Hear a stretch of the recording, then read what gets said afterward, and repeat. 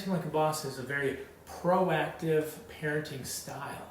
It's knowing where you're going. What is the destination? I want my kids to leave home, and I want them to be successful in what they do, but I want them to love the Lord and serve the Lord, to be known by the Lord. That's what I really want for my family, because we're here for an eternal purpose, not for the present tense. Parenting Like a Boss, what that means is I'm in the driver's seat. I am not a victim of my circumstances. I'm not a victim of my children. I'm not a victim of my parents. I'm not a victim of the community I live in. I'm not a victim of my boss. I'm not a victim. I'm just not a victim. I'm in the driver's seat. I can make changes to my life. I can adjust things.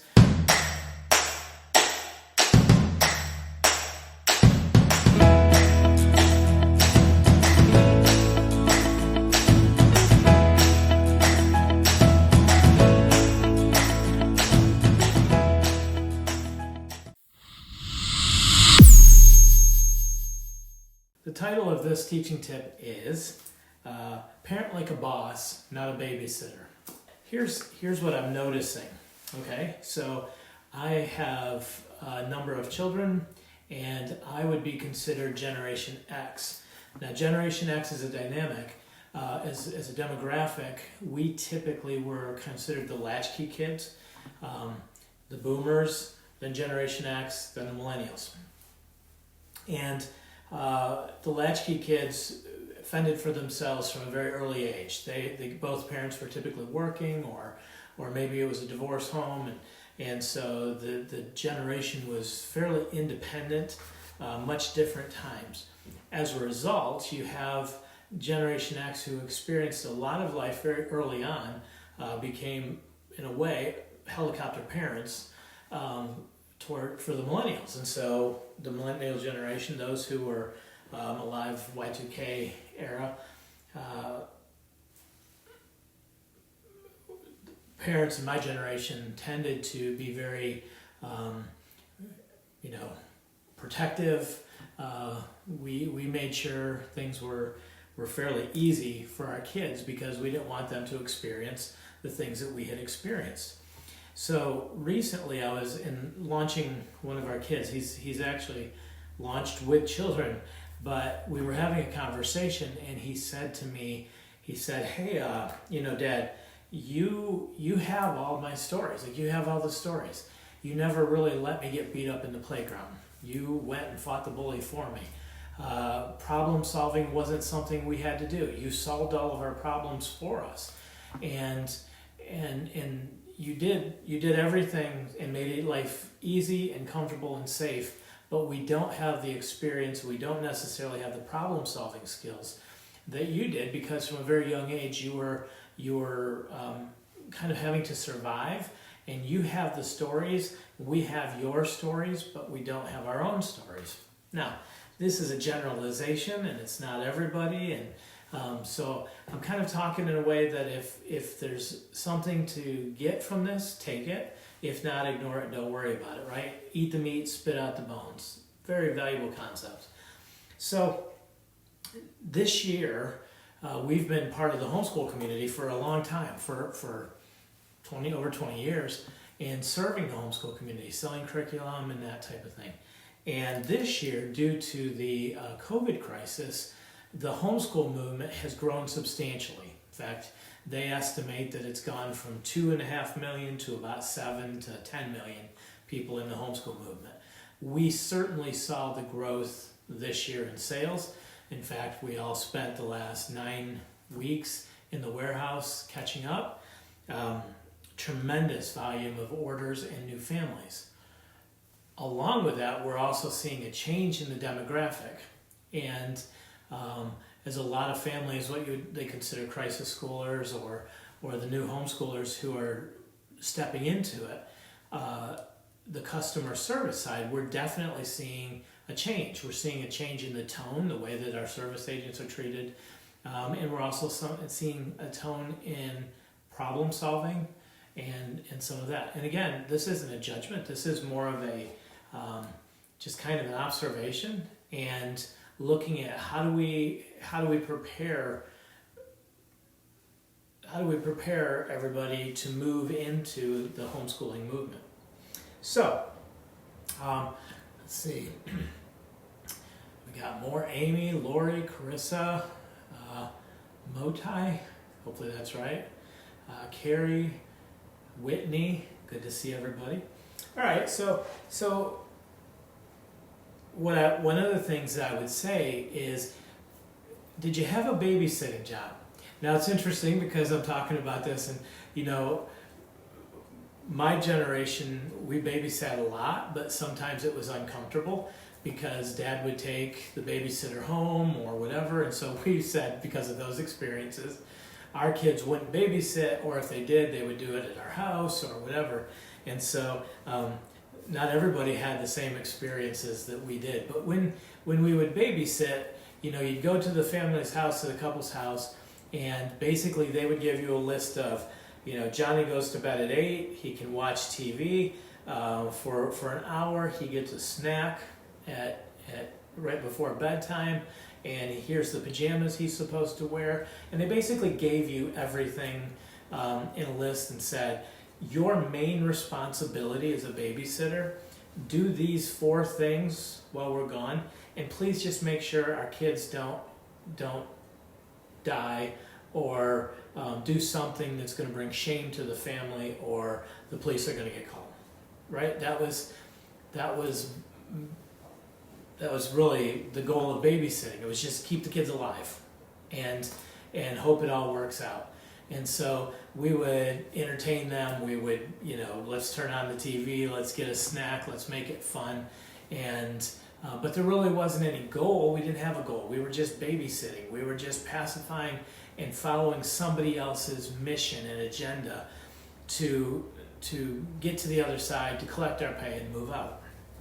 Well, sometimes as a parent, it's very easy to do the same thing, right? It's very easy to just kind of take on that babysitter mentality where our main goal is, you know, I'm kind of living life. I'm going to be doing my phone and my social media. I'm going to be watching TV and entertained. And my kids are here, and my goal is just to make sure that they don't die. And I'm very reactive. So if the kids break out in a fight, I turn my attention to them, yell, knock it off, separate them, and then I go back to what I'm doing. And I can go through the motions every day of parenting, very much reacting to what's happening, much like a babysitter, but not really being proactive. And so when I say parenting like a boss, parenting like a boss is a very proactive parenting style. It's knowing where you're going. What is the destination? I've talked about this in the past, but you know, it's so important. If I said, hey, we're going to take a trip, we're going to go to New York, and then once we know where we're going in New York, then we can actually begin to break down the details. What roads are we going to take? How many days is it going to take us to get to New York? Where's the hotels that we're going to stay at along the way? All of those things.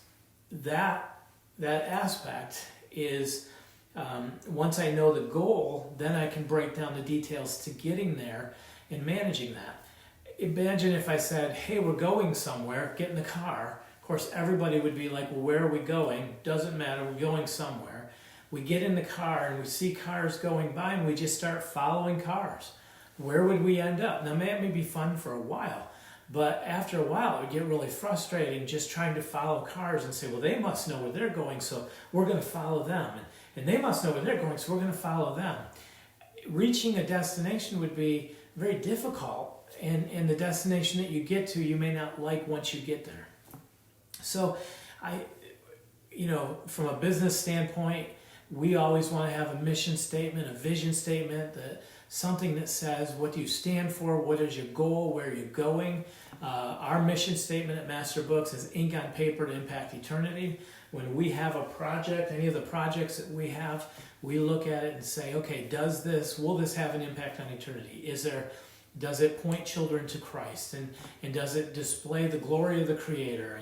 And will what we're teaching children have an impact that will follow them into eternity, not just in the present academics. And so that's something as a family that maybe it doesn't have to be a written statement. I think it's nice sometimes when it is, but at least you know, hey, here's what I want. I want my kids to leave home, and I want them to be successful in what they do, but I want them to love the Lord and serve the Lord, to be known by the Lord. That's what I really want for my family. So that's the priority. Now that I know that, now I can begin saying, okay, they're 5 years old, and for me to get from here to there so that they can be successful in life, but know the Lord and be known by the Lord and taught of the Lord, then that's what I'm going to focus on. I can begin piecing that together. So I think it's important that you define the destination rather than just winging it and saying, well, today let's just see what happens and we'll play it out. We're looking at what's the destination? What do I want my children to be? And it's important as families that we know and recognize that life it's like a relay race. It's not the life is all about me, because at some point I'm going to cease to exist. And what's important is that I've taken my opportunity and that I pass it on to my children so that they can pass it on to their children, that the race can continue and continue well. And my legacy isn't about me as much as it is about how well I passed on what my children need in order to pass it on to what their children need until we serve. Because we're here for an eternal purpose, not for the present tense, as much as we like to think we are. So, okay, so we have the mission statement. I think something else as far as parenting like a boss, what that means is I'm in the driver's seat. I am not a victim of my circumstances. I'm not a victim of my children. I'm not a victim of my parents. I'm not a victim of the community I live in. I'm not a victim of my boss. I'm not a victim. I'm just not a victim. I'm in the driver's seat. I can make changes to my life. I can adjust things. I chose to enter into a marriage. I chose to have children.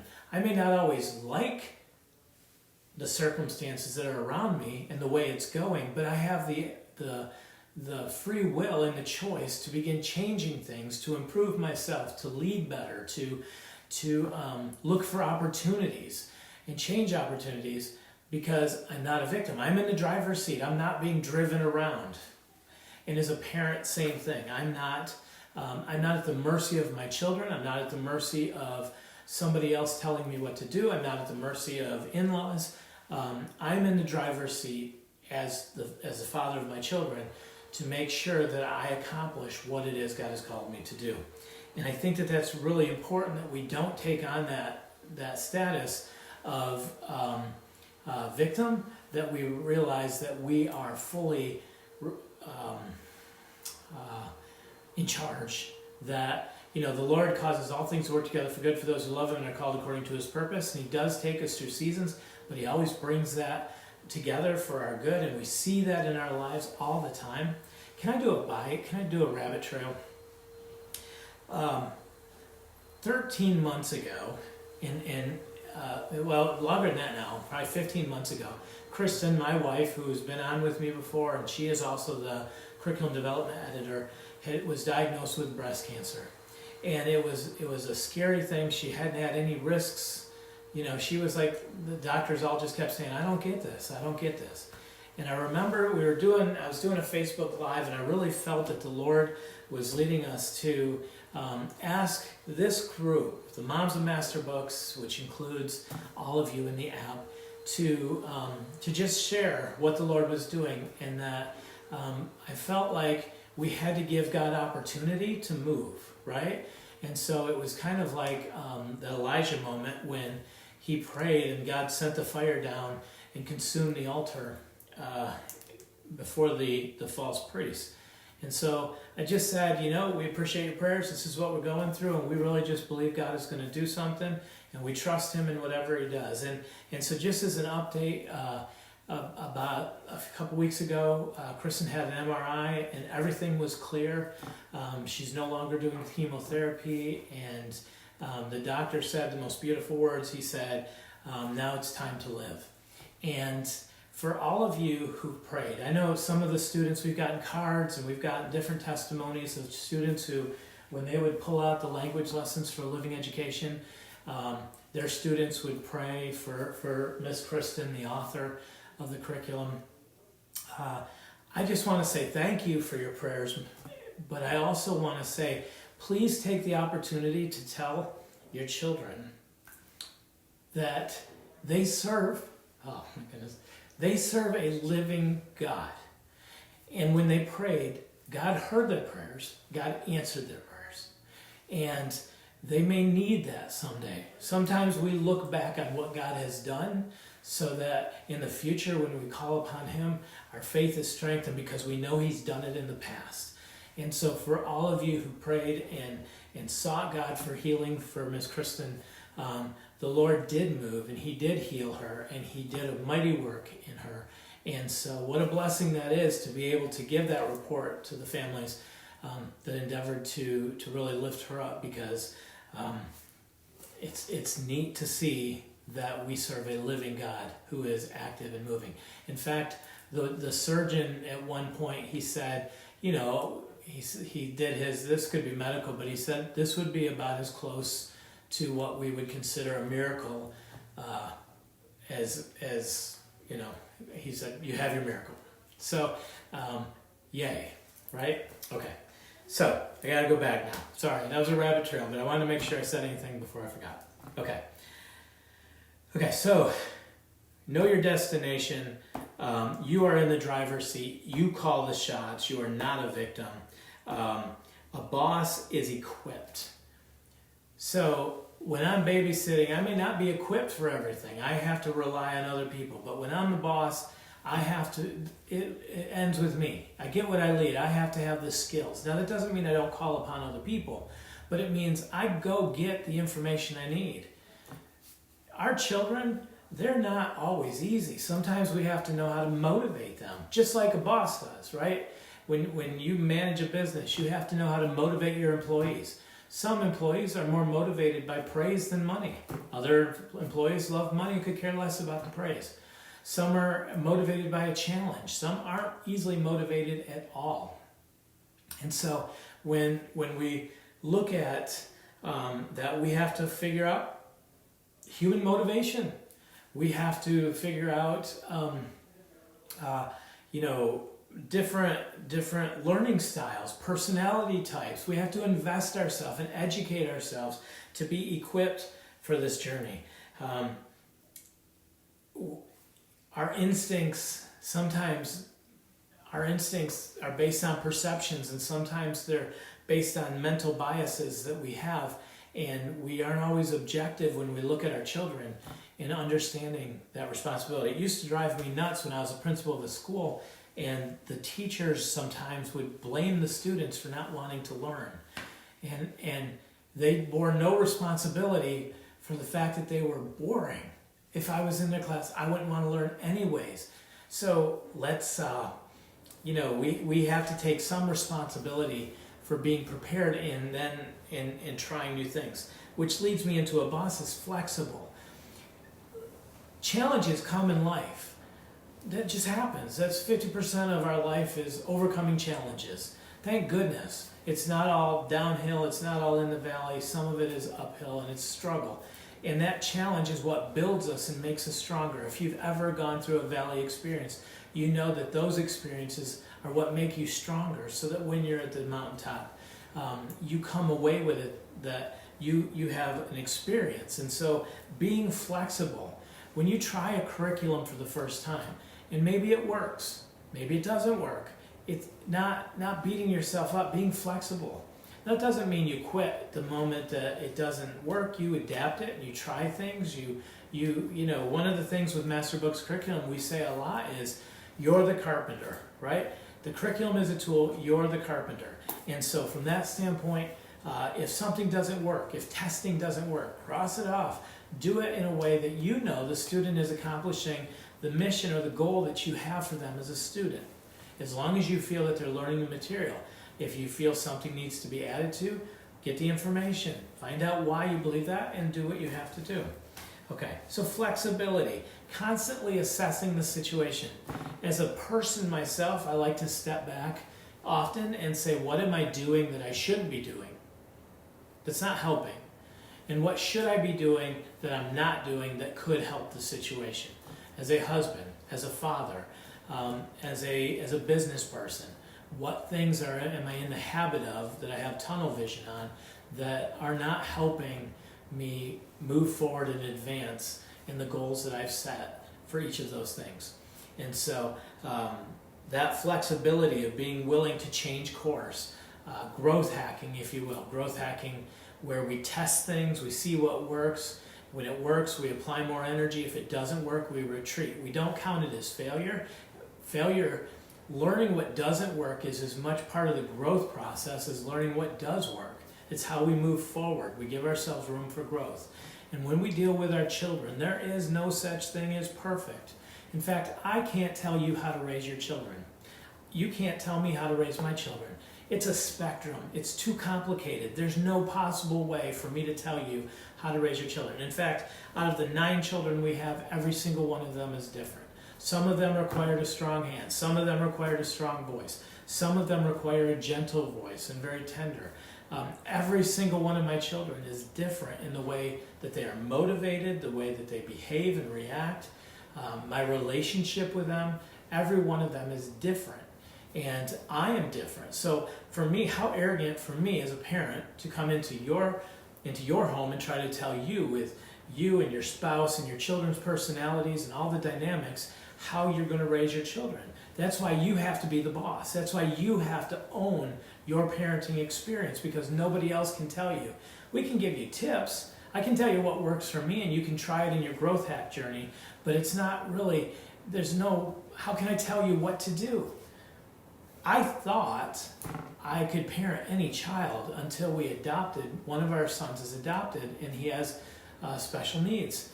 At that moment, I realized, oh my goodness, there's everything I knew, put it out the window, because up is down and down is up and right is left, and he's an individual child created in the image of God, and there's no accident that he is in our home and part of our family and loved. But my parenting experience that was working, suddenly all that changed. And so I think you have to own the fact that your children are unique and your family is unique, and the only person or persons, you and your spouse, that are able to really parent them is you, and you have to be the boss in that situation. Okay. I think a boss delivers. You know the destination. You prepared for it. You're in the driver's seat. But you also have to have a commitment that failure is not an option. It doesn't matter. You will not give up. You will do whatever it takes. Why? Because the stakes are too high. We're talking about our children. We're talking about eternity. All that you have in life, everything around you, is going to burn. It's going to fade. None of this will matter except our families. The children that the Lord has stewarded. I used to tell my kids, and I still do, and those around me, the only thing that I will experience in eternity that is here is my family and my investment into my children, and not being willing to give up on them ever is what's important. Building an empire here, building a reputation here, it's all fleeting. But my children being known by God, knowing His Son Jesus Christ, that is the most important thing that I can give them and invest in. And that failure is not an option. It can't be. Now, I understand that kids have free will and they make choices, and we can't force them and all of those things. But I need a mentality as a dad that if I'm going to parent like a boss, I have to do it from the standpoint of I'm not babysitting them, hoping they find their way. I am committed to helping mentor and walk with them and lead them in a way of godliness and training them up in the way that they should go, so that when they're old they will not depart from it. And a lot of time that starts with me having to make sure that my life is in order and that I am doing what I need to, because it's so important. The stakes are too high. Okay, let's see. So in homeschooling, it's the same way, right? It's you have to know the destination, what's important, and then break it down. Don't worry about following every car that you see. Worry about what destination did you define, then begin putting together the pieces. What curriculum is going to be needed, what subjects are going to be needed, how do you want your kids to school. You know, when our homeschool is, we do it in a schoolroom, we use a schedule, yeah, it's still fairly informal in that it's not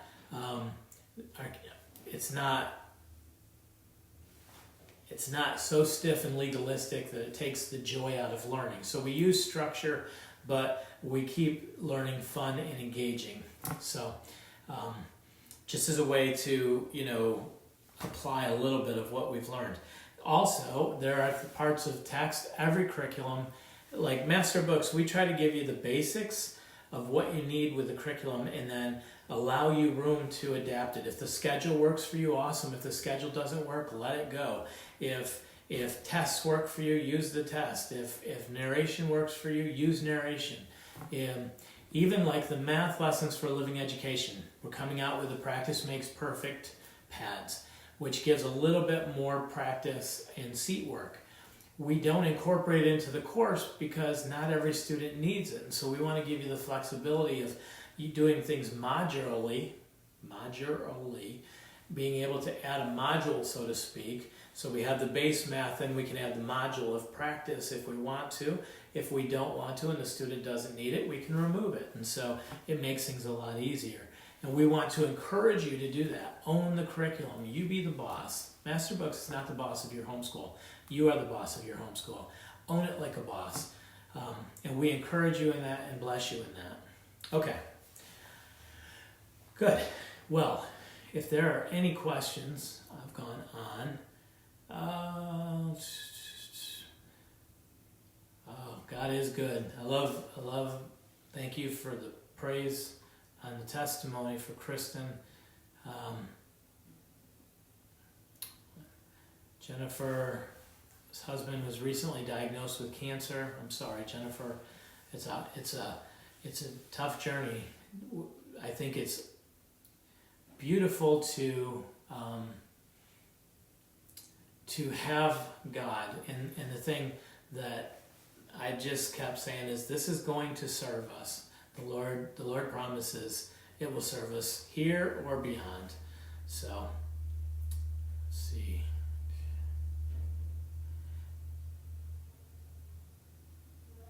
Yeah, Summer, let's see, he is powerful and has not surrendered authority. Absolutely. All right. And in the app, I can't scroll back through the app, but feel free if you have any questions about today's teaching tips to post in the app. Carrie Van Horn, Carrie says, I just withdrew my 6 and 9-year-old from public school and ordered Master Books last night. Welcome to the Master Books family. How awesome. So, yeah. I'll warn you, right? First year is kind of the toughest. So just get your mindset that, okay, there's going to be some extra challenges in this until we get our sea legs.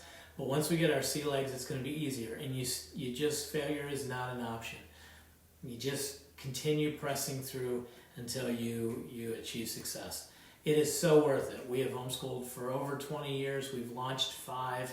We still have 4 at home homeschooling. And you cannot convince me that there's a better way to raise our children. I am so blessed by 5 children who love the Lord and are serving the Lord, who are mature and successful in what the Lord has called them to do. And I have been so blessed. And those sacrifices of homeschooling and all the challenges through the years have been worth it. The rewards are there, so press on. Don't give up. All right. All right, guys. Well, pray this was a blessing to somebody. I am excited, and I'm excited because, I'm going to do another rabbit trail, sorry. I recently listened to a podcast where the gentleman was explaining the stages of life, and he was talking about men, but he's like, you have a boy, then you have a young man, then you have a man, then you have an elder. And he said, these are transitions. So a young man becomes a man in his 20s, who becomes a man in his 30s, who becomes an elder like in his late 40s, 50s. And each of those roles are different. And when a person becomes an elder, the job is to no longer serve self and that, but it's to begin investing in the previous generations to help encourage them in their journey. Because what happens oftentimes is a young boy doesn't transition into a young man, and so he stays a boy, and you see the fruit of that. Or a young man doesn't become a man, and you see the fruit of that. Or a man doesn't become an elder. And so in my life, I'm like, okay, I guess, a little bit of this is an indication that I'm coming into the place of being an elder. And it's no longer about me serving my needs as much as it is giving back to previous generations and serving in generations so that they can take the experience and the knowledge of the previous generations and be more successful. And so I'm excited by a generation that has a lot of the tools, and if they're willing to be flexible and to take on some of the experience of past generations, will leapfrog us by far in life. And so it's exciting to see the next generation stepping into a movement that we love so dearly and knowing that they have this unbelievable opportunity to do even more and their kids achieve even more. So, yay. All right, guys. Well, hey, pray you have a blessed rest of your week and weekend. And we're back in the offices now. The marketing department is no longer in the warehouse. We are caught up and shipping as normal. Woo! What a crazy summer we had. But we're on track now, and we have a pretty good inventory. I think there's a couple titles that may still be coming in from back order, but the majority of it is in stock and has shipped. And so yeah, we're good. And flash sales begin Tuesday. So if you are a flash sale fan, flash sales will be starting on Tuesday. There should be an email in your box. Of course, we usually do those at 10 a.m. Central Standard Time on Tuesday. They're first come, first serve, first buy, first serve, which sometimes is frustrating because there may only be a handful that we have in the warehouse. And we try to do larger quantities of things that we're clearancing or allocating towards a flash sale, but sometimes we don't have as many in it, and sometimes the volume of people who participate in a flash sale is crazy. So yeah, so the warehouse was real happy. They just caught up. They're finally like, whew, and I'm like, hey guys, flash sale begins on Tuesday. Whoa! And so yeah, I'm staying out of the warehouse as much as possible right now. So hey guys, God bless. We will talk to you next Tuesday. Talk to you later.